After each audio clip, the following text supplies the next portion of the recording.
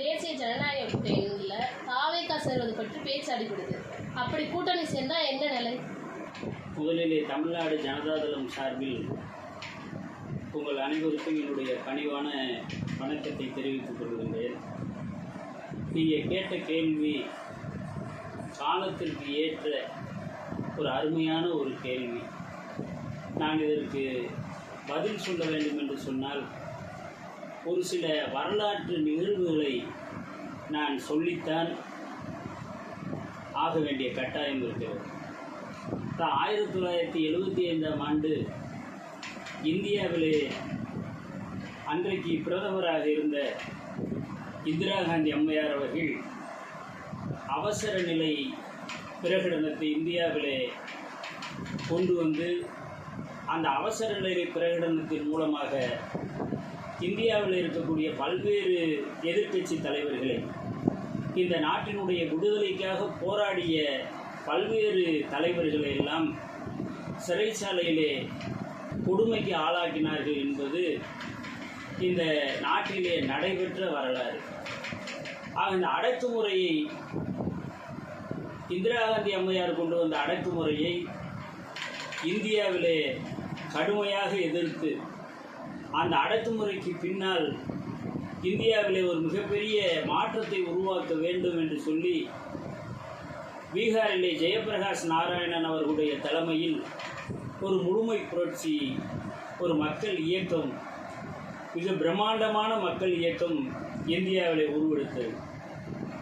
அந்த உருவெடுத்ததன் விளைவாக அன்றைக்கு ஜனதா என்கிற ஒரு கட்சி, ஜெயபிரகாஷ் அவர்கள் ஒரு மிகப்பெரிய எதிர்க்கட்சியை உருவாக்க வேண்டும் என்று சொல்லி முயற்சி செய்ததன் விளைவாக பழைய காங்கிரஸ், அன்றைக்கு இருந்த சோசலிஸ்ட் கட்சி, பிஎல்டி மற்றும் ஜனசங்கம், இது போன்ற கட்சிகள் எல்லாம் ஒன்றாக சேர்ந்து ஜனதா என்கிற ஒரு அமைப்பை உருவாக்கி அன்றைக்கு தேர்தலை சந்தித்தார்கள். அப்படி தேர்தலை சந்தித்து தேர்தல் பிரச்சாரம் நடைபெற்று கொண்டிருக்கக்கூடிய சூழ்நிலையில் தமிழகத்திலே ஜனதா கட்சி, திராவிட முன்னேற்றக் கழகம், மார்க்சிஸ்ட் கம்யூனிஸ்ட் கட்சி, இந்த 3 கட்சிகளும் ஒருங்கிணைந்து அன்றைக்கு பாராளுமன்ற தேர்தலை தமிழகத்திலே சந்தித்தது. அந்த சூழ்நிலையில் ஒரு கேள்வி எழுப்பப்பட்டது. மார்க்சிஸ்ட் கம்யூனிஸ்ட் கட்சியினுடைய தலைவர் தோழர் ப. ராமமூர்த்தி அவர்களிடம் ஒரு கேள்வி எழுப்பப்பட்டது.